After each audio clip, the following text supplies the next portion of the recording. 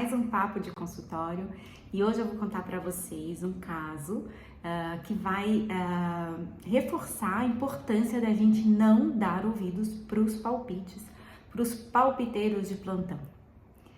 É uma criança que passou comigo a primeira vez, trazida pelos pais, um bebezinho de 8 meses, que a grande preocupação da mãe, a grande dor dessa mãe é de que a criança não estivesse com peso bom, não estivesse saudável, que estava muito magrinha. No primeiro momento eu estranhei, porque olhando para a criança a gente já via que é uma criança saudável, uma criança com peso bom, um crescimento adequado, né? A gente olhando de longe a gente já percebe que de acordo com a idade, 8 meses, já estava dentro do normal, apesar de eu não ter medido e pesado ela ainda.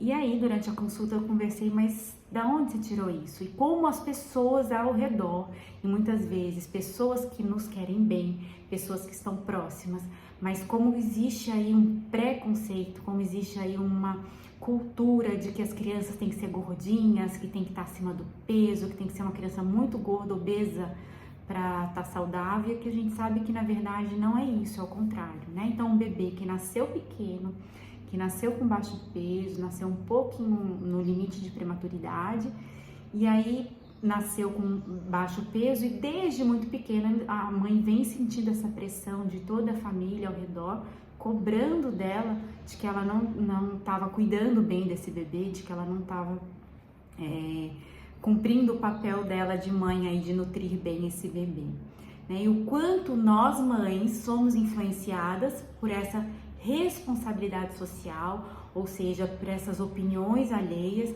e quanto a gente às vezes deixa de sentir ou de ver o nosso instinto materno, aquilo que a gente sente. Então a consulta foi toda isso, né? E eu perguntei para ela, mas olhe para o seu filho, veja, você não tá vendo que ele tá saudável?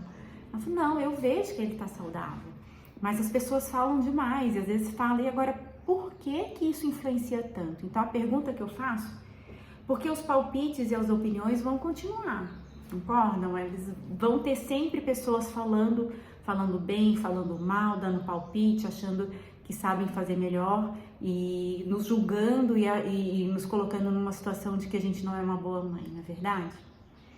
Mas por que isso nos agride tanto e por que isso nos perturba tanto uma opinião que a gente sabe que muitas vezes não é verdade? Então, a gente tem que parar de olhar para cima, porque aí vem toda a geração, né?